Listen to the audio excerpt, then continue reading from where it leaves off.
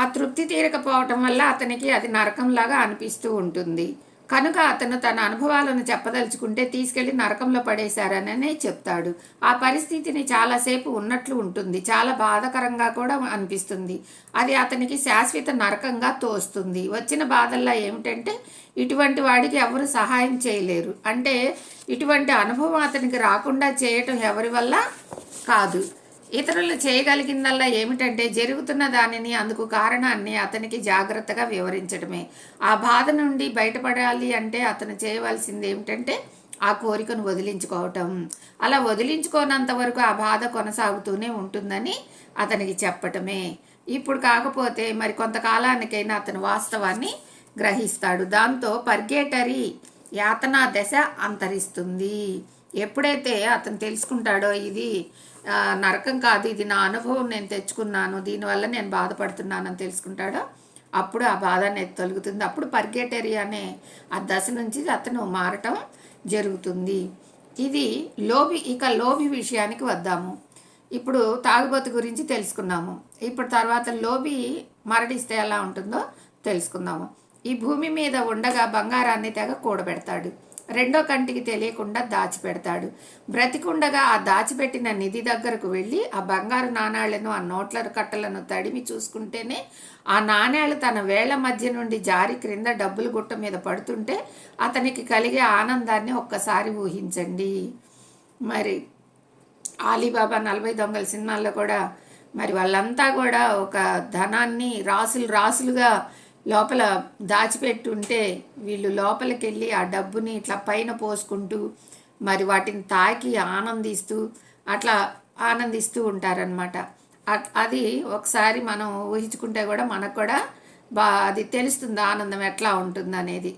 ఇప్పుడు డబ్బుకు బాగా అంటే డబ్బుని బాగా ఇష్టపడి ఆ డబ్బే లోకం అనుకునే వాళ్ళకి ఆ ఆనంద అవధులే వేరనమాట. ఎంతో సంతోషంగా ఉంటుంది వాళ్ళకి ఆ డబ్బును ముట్టుకుంటే. చాలామందికి ఇంట్లో డబ్బులు లేకపోతే పిచ్చెక్కిపోతుంది.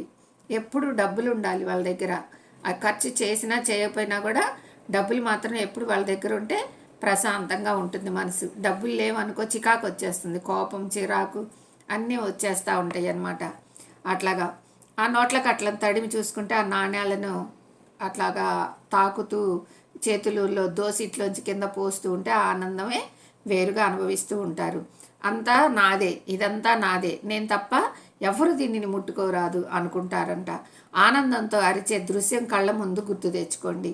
అటువంటి వాడు చనిపోయాక పైలోకానికి పోయి అక్కడి నుంచి క్రిందికి చూస్తే తాను భూమి మీద ఉండగా దాచిపెట్టిన నిధి ఎవరో కనుక్కొని దాన్నంతా ఇష్టం వచ్చినట్టు ఖర్చు చేస్తుంటే చూసి అతని ఆత్మ పడే క్షోభ గురించి ఒక్కసారి ఆలోచించండి.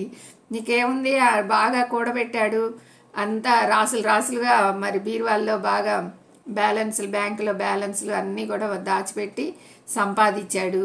తను ఆనందించాడు. వాటిని ముట్టుకొని చూసుకొని పైన పోసుకొని పక్కలో వేసుకొని పడుకొని బాగా ఆనందించాడు. ఒక రోజుకి చనిపోయాడు. ఇక పైనుంచి చూస్తున్నాడు. ఇప్పుడు ఇంకా మిగతా వాళ్ళు కొడుకులో మనవాళ్ళు ఎవరో వాళ్ళ వారసులు ఉంటారు కదా, వాళ్ళు ఆ డబ్బులన్నీ తీసి ఖర్చు పెడుతుంటే ఉంటుంది. అది నరకయాతన అనమాట. అరే వద్దురా వద్దురా, ఆ డబ్బులు తీయొద్దురా, అవి ఖర్చు పెట్టొద్దురా అని చెప్పేసి పైనుంచి అరుస్తూ ఉంటాడనమాట. కానీ వాడి మాటలు ఏమి పట్టించుకోడు. శుభ్రంగా తీసుకొని మంచిగా ఎంజాయ్ చేస్తూ ఆ డబ్బులన్నీ కూడా ఖర్చు పెట్టేస్తూ ఉంటాడనమాట. అప్పుడు నరకయాతన పైన అనుభవిస్తూ ఉంటాడంట.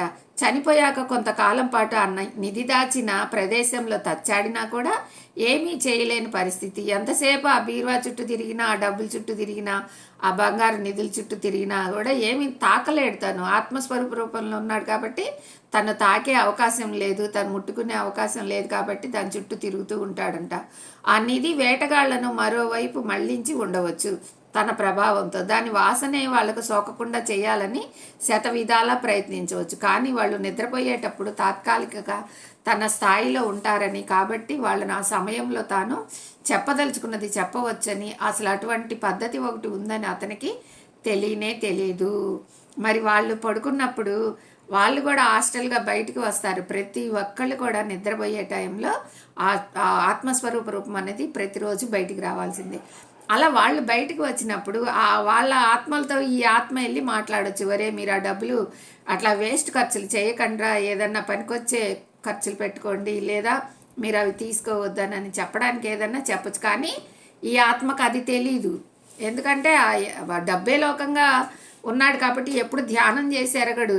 ఆయనకి ఆ ధ్యాన స్థితి అన్నది తెలీదు. అందులో ఆ స్థితిలో మాట్లాడొచ్చు అన్నది కూడా తెలీదు. చాలా సందర్భాల్లో వాళ్ళు ఇటువంటి సంభాషణలు మర్చిపోతారు.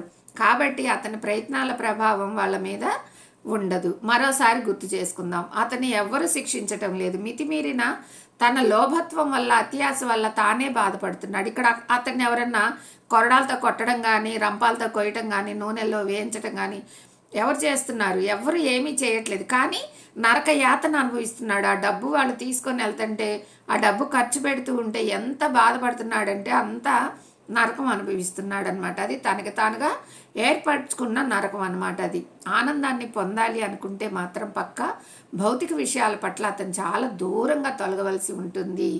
ఎప్పుడైనా సరే మనం ఆనంద లోకాల్లో మనం విహరించాలంటే ఇలాంటి భౌతిక విషయాలు, ప్రాపంచిక విషయాల్లో చాలా దూరంగా ఉంటే కానీ మనం ఆ స్థితికి వెళ్ళలేము అని చెప్పి చెప్తున్నారనమాట. ఈరోజు స్వాధ్యాయం ఇది ఫ్రెండ్స్. మరి రేపు స్వాధ్యాయనంలో ఇంకా మరికొన్ని విశేషాలు మనం తెలుసుకుందాము. ఈరోజు స్వాధ్యాయం ఇది. Thank you friends. Thank you.